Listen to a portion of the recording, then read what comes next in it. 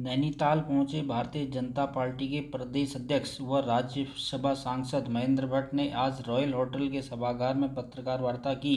पत्रकार वार्ता के दौरान उन्होंने कहा कि भाजपा निकाय चुनाव के लिए पूरी तरह से तैयार है। भाजपा का उद्देश्य चुनाव जीतना है, फिर चाहे वह पार्टी कार्यकर्ता हो या अन्य किसी पार्टी से भाजपा में आया हो, पार्टी उसे प्राथमिकता देगी।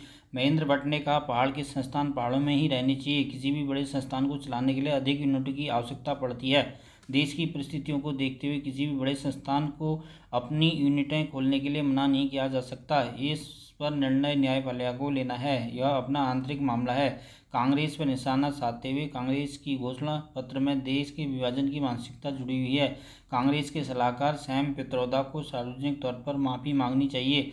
उन्होंने यह भी कहा, आगामी निकाय चुनाव तैयारी को लेकर बैठक शुरू कर दी है।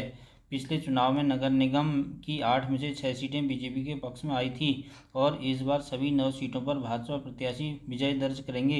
इस लोकसभा चुनाव के मतदान में प्रदेश की महिलाओं की ओर से अधिक भागीदारी की गई है। राजनीतिक सलाहकार भी कहा, आर्थिक सलाहकार, उन्होंने देश के अंदर रंगभेद को राजनीतिक द्वंद्व का हथियार बनाया। हम उसकी कड़ी भर्त्सना करते हैं कि जो भौगोलिक परिस्थिति है हर क्षेत्र में अलग प्रकार की है, रहन सहन भी अलग प्रकार का है, खाना का एक स्वरूप है। लंबे समय से अनेकों आक्रांताओं ने भी ये प्रयास किए कि भारत के स्वरूप को विघटित किया जाए, और आज आजादी के इतने वर्षों के बाद कांग्रेस के सलाहकार, कांग्रेस के नीतिकार अगर बयान दे रहे हो कि भारतवर्ष के पूर्वोत्तर क्षेत्र में रहने वाले भारतीय ये चीनी दिखाई देते हैं।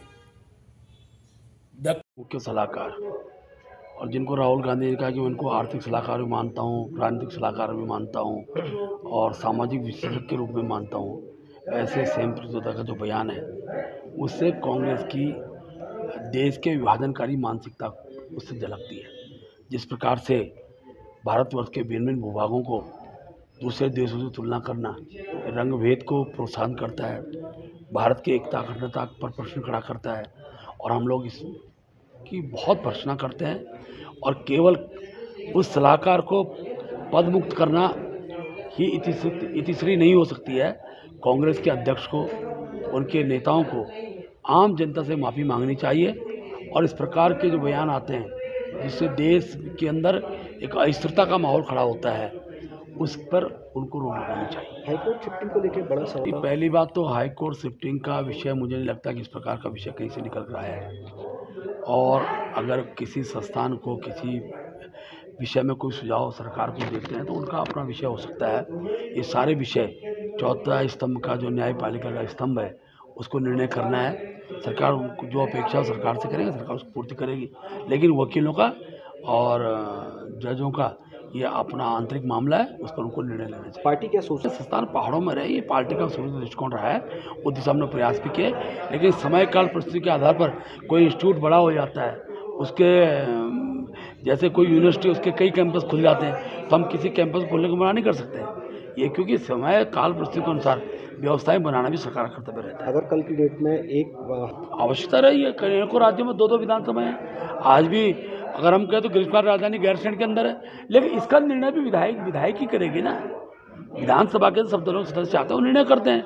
गैरसैंण ग्रीष्मकाल राजधानी बने, सर्वसम्मति से विधानसभा में पारित हुआ है। इसलिए समाज के बीच में उठने वाले विषयों पर उसी जो पद्धति है, जो न्यायपालिका पद्धति है न्यायपालिका देखती है, जो कार्यपालिका पद्धति है कार्यपालिका देखती है, और जो संवैधानिक व्यवस्थाएं होती हैं उनको संविधान के हिसाब से देखा जाता है। जनगणना समीकरण को लेकर बड़ी ये तो सत्य है कि आज विश्व का सबसे बड़ा जनसंख्या वाला देश भारत हो चुका है, इसलिए जनसंख्या ये अभिशाप न बने, ये भी हम सबको विचार करना है। इसके लिए जागरण की आवश्यकता है, और देर समय रहेगा देश के अंदर इसके लिए भी कानून बनेंगे कि आखिरकार हर नागरिक को समान नागरिकता का कानून जो उत्तराखंड से प्रारंभ हुआ है, इसके अनेकों परतें अभी धीरे धीरे विकसित होंगी, और मैं कह सकता हूँ देश को मुख्य धारा में बनाए रखने के लिए सबके लिए एक कानून, ये व्यवस्था जब बनेगी तो धीरे धीरे सब विषय पर प्रश्न लगे। देखिए, लोकसभा चुनाव के तुरंत बाद उत्तराखंड के अंदर निकाय के चुनाव की प्रक्रिया लगभग प्रारंभ होने की स्थिति में आ गई है। तो अब मेरा भी सब जिलों के अंदर हर नगर पालिका परिषद में जाना हो रहा है। हमने अपने कार्यकर्ताओं से अधिकतम मतदान पार्टी प्रत्याशी पक्ष में हो, उसके लिए मतदाता सूची का शुद्धिकरण हो, उन सारे विषयों के कार्यक्रम लगाए हैं। अभी हम लोग मिल रहे हैं, अनुसूचित जाति का कैंडिडेट कौन होगा, ओबीसी का कौन होगा, महिला सीट पे कौन हो सकता है, ऐसे सब विषयों पर कार्यकर्ताओं से हम लोग आवेदन भी मांगेंगे। और हमारे प्रदेश की एक हम कमेटी बना रहे हैं, जो प्रत्येक जनपद में जाकर 2-2 कार्यक्रम की कमेटी होगी, प्रत्येक जनपद में जाकर और संभावित प्रत्याशियों के आवेदन लेगी। बाद में हम एक जनरल सर्वे उसका कराएंगे और जनरल सर्वे के बाद पार्टी फिर पार्टी घोषित करेंगे। लेकिन चिंता इस बात की है कि अंदर कोई टेंशन नहीं होती। जो बीजेपी के अंदर आता है, जिस दिन से आता है, हम उसे अपने कार्यकर्ता के रूप में लेते हैं और चुनाव में केवल जीत देखते हैं। कार्यकर्ता को क्या सम्मान किस रूप में देना, पार्टी स्तर पर चीज़ें तय होती हैं, लेकिन चुनाव तो जीत के लिए होता है। और जीतने वाला कोई भी कार्यकर्ता हो, चाहे नया हो पुराना हो, पार्टी के अंदर आया, उसकी जीतने की स्थिति होगी तो भारतीय जनता पार्टी को प्राथमिकता देगी। लेकिन कुछ दगा भी तो उनके लिए भी अलग प्रकार का फॉर्म होता है, विचार करते हैं। दगा देना, और मैं तो ये कहता हूँ बीजेपी से व्यक्ति चला जाता है ना, उस पर उस व्यक्ति की गलती नहीं होती, बीजेपी गलती अपना नहीं बना पाते। बढ़िया पार्टी के आडवाणी जी का बयान को जिस परिप्रेक्ष्य में लिया गया है वो परिप्रेक्ष्य हो नहीं सकता है। और उनको युवा कहना तो कोई, जब कांग्रेस के लोग भी युवा कह रहे हैं, तो अगर आडवाणी जी उनको युवा कहा हो तो युवा के अंदर संस्कार की बात कही हो तो सबको स्वीकार करना चाहिए। नेतृत्व की क्षमता उन्हीं में है, मान नहीं सकता।